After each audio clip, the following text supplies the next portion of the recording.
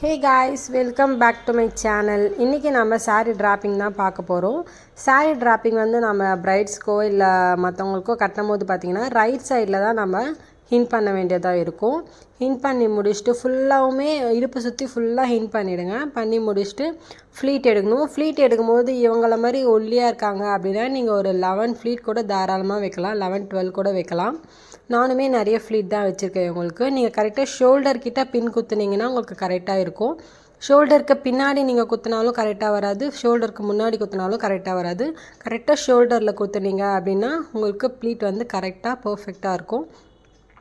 Next பாத்தீங்கன்னா நம்ம அயனிங் தான் கொடுக்கணும். அயனிங் பாத்தீங்கன்னா நீங்க வந்து saree என்ன டைப்ல இருக்கு, ரொம்ப சில்கியா இருக்கு saree அப்படின்ற பட்சத்துல நீங்க அயனிங் கம்மியாவே வெச்சு கொடுங்க, தப்பு கிடையாது. நம்ம அயனிங் அதிகமா வெச்சிட்டோம், இன்னும் பெர்ஃபெக்ட்டா எனக்கு அயனிங் வரணும் அப்படி சொல்லிட்டு நீங்க அயனிங் ஹீட் அதிகமா வைக்கும்போது பாத்தீங்கன்னா saree டேமேஜ் ஆகிறதுக்கு நிறைய சான்ஸ் இருக்கு. நீங்க அயன் பண்ணும்போது ரெண்டு ஃப்ளீட்டா வந்து அயன் பண்ணீங்க அப்படினா உங்களுக்கு நல்லா இருக்கும். அயனிங் முடிச்சதுக்கு அப்புறமா நம்ம வந்து நெக்ஸ்ட் இந்த ஹிப் கிட்ட தான் வருவோம். இந்த ஹிப் கிட்ட பாத்தீங்கன்னா நல்லா வந்து அவங்க ஷேப்புக்கு வந்து நம்ம நல்லா இழுக்கணும். லூஸ் இல்லாம இழுக்கணும். நல்லா டைட்டா பிடிச்சி நம்ம பின் பண்ணனும். பின் பண்ணும்போது பாத்தீங்கன்னா உள்ள ஒரு லேயர் இருக்கு பாத்தீங்களா, அதுல பின் பண்ண கூடாது. அதுல பின் பண்ணினா இந்த மாதிரி லூஸ் வரும். நம்ம பின் பண்றது வந்து உங்களுக்கு இன்ஸ்கர்ட்ல பின் பண்ணனும்.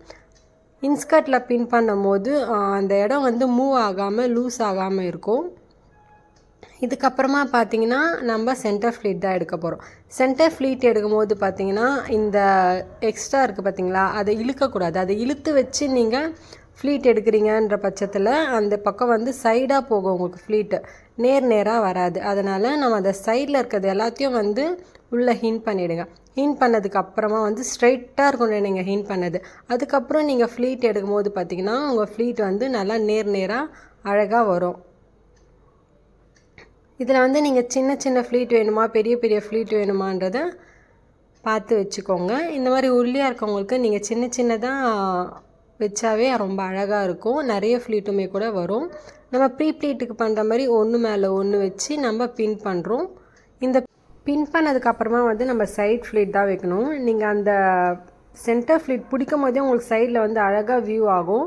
ஒரு லேயரா இருக்க மாதிரி அது எல்லாத்தையும் வந்து டைட்டா பிடிச்சி இன்ஸ்கர்ட்லயே வந்து நம்ம பின் பண்ணிடணும். பின் பண்ணதுக்கு அப்புறமா வந்து பாத்தீங்கன்னா இப்போ மேலே ஒரு பின்னு, கீழே ஒரு பின்னு, சென்டர்ல ஒரு பின்னு போட்டுட்டு அதுக்கு அப்புறம் வந்து நம்ம இந்த சென்டர் ஃப்ளீட் வந்து அயன் பண்ணனும். நல்லா அயனிங் கொடுங்க. நம்ம எவ்வளவு நல்லா அயனிங் கொடுக்கறோமோ அவ்வளோ அழகா வந்து saree வந்து வரும்.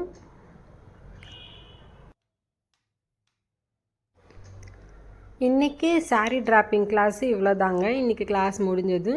இதுக்கு அப்புறமா பாத்தீங்கன்னா இந்த ஃப்ரண்ட்ல வர ஃப்ளீட் எல்லாம் வந்து நீங்க சரி பண்ணி விட்டுக்கோங்க. அப்புறமா பின்னாடி முந்தானியும் வந்து நம்ம ஒரு முறை அயனிங் கொடுக்கணும். அயனிங் கொடுத்துட்டீங்கன்னா ரொம்ப அழகா வரும். இந்த கிளாஸ் உங்களுக்கு ரொம்ப யூஸ்ஃபுல்லா இருக்கும்னு நினைக்கிறேன். உங்களுக்கு பிடிச்சிருந்துச்சு அப்படினா லைக் பண்ணுங்க, ஷேர் பண்ணுங்க, கமெண்ட் பண்ணுங்க. மறக்காம நம்ம சேனலை சப்ஸ்கிரைப் பண்ணிக்கோங்க. நெக்ஸ்ட் ஒரு நல்ல கிளாஸோட உங்களை வந்து மீட் பண்றேன். பை.